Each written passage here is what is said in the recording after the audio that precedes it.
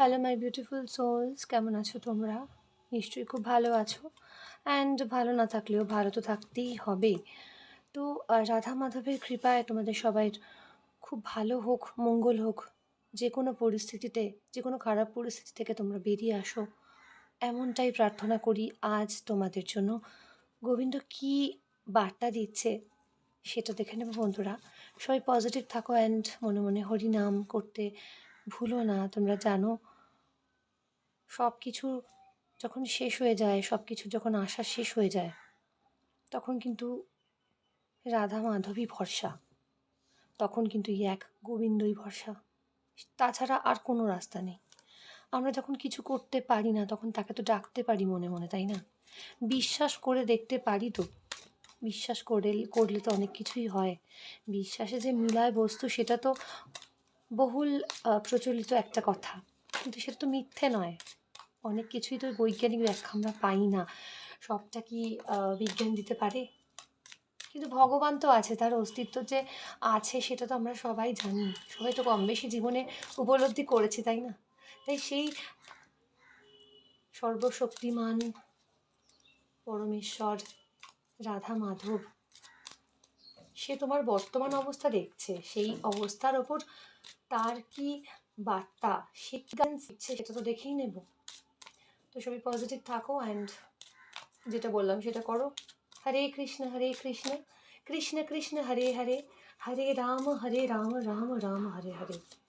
সবার মঙ্গল হোক। তো গোবিন্দ কি বলছে দেখে নেব।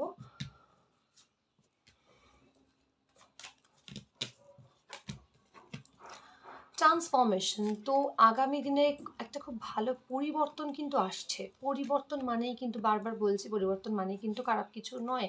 পরিবর্তন মানে আমরা একটু ভয় পেয়ে যাই যে এই বোধহয় আবার কি চেঞ্জ হবে রে বাবা, সেটা আবার ভালো হবে? তো নিশ্চয়ই ভালো হবে। ভালো যা আছে তার থেকে ভালোর জন্যই তো এই পরিবর্তন, তাই না?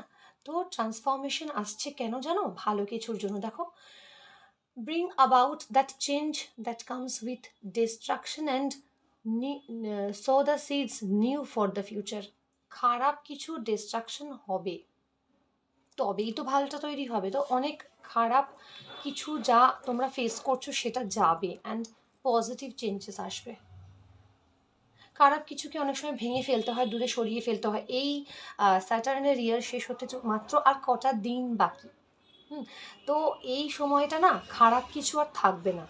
যেটা খুব কষ্ট দিচ্ছে না, কোনো না কোনোভাবে একটা স্টাগনেন্ট একটা ফিলিংস, মানে আটকে আছি, বদ্ধভাবে রয়েছি, একটা বেরোতে পারছি না, অথচ বেরোতে চাইছি। এই অবস্থা থেকে তুমি কখন যে মুক্ত হয়ে যাবে, তা ওই যে করুণাময় জানে, বসে আছেন। সেটাই এখানে বলছে যে ট্রান্সফরমেশন কিন্তু আসবে। যারা ভিডিওটা দেখছো নিশ্চয়ই অনেক আশা নিয়েই দেখছো যে গোবিন্দ কি বলে দেখি। তো গোবিন্দ এটাই বলছে, পে টাইম। দেখো, ইউ যে তোমার টাইমটা কিন্তু তুমি একটা সময় যেরকমভাবে যেরকম করেছিলে কর্মা, সেই কর্মা অনুযায়ী কিন্তু সেটা ব্যাক করছে। তুমি যে খারাপ খারাপ কর্ম করলে খারাপ কর্মটা ফিরে আসে কোনো না কোনোভাবে, ভালো করলে ভালোটা ফিরে আসে। তো সেটাই তুমি তোমার কর্মা করবে অ্যান্ড সেটাই কিন্তু ফিরে আসছে তোমার লাইফে। তুমি নিশ্চয়ই কোনো ভালো কিছু করেছিলে, তাই খারাপটা চলে যাবে। এটাই ধরছি। You have to pay for your deeds. তুমি যাই করবে সেটা পরিণতি পাওয়ার জন্য তুমি কিন্তু প্রস্তুত থাকো।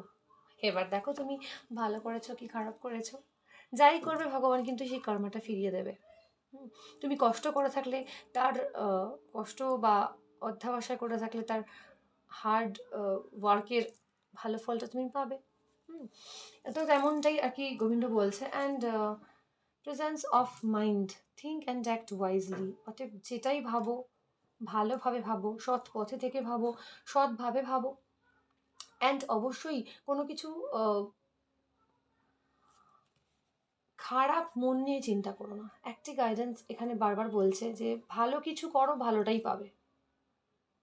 তোমরা নিশ্চয়ই ভালো করো, এটা ভেবো না। আগে থেকেই বলে রাখছি, ভুল বুঝো না। কিন্তু এখানে গোবিন্দ বলছে যে তুমি খুব ভালোভাবে চিন্তা করে প্রত্যেকটা কাজ করো এবং ভাবো, তারপর করো। ভাবিয়া করিও কাজ, করিয়া ভাবিও না। তো ভেবেই কিন্তু স্টেপটা এগিয়েও। ঠিক আছে? তো এই ছিল গোবিন্দর মেসেজ তোমাদের জন্য। তো আজকে এই শর্ট রিডিংটা গোবিন্দর বার্তা এখানেই শেষ করলাম।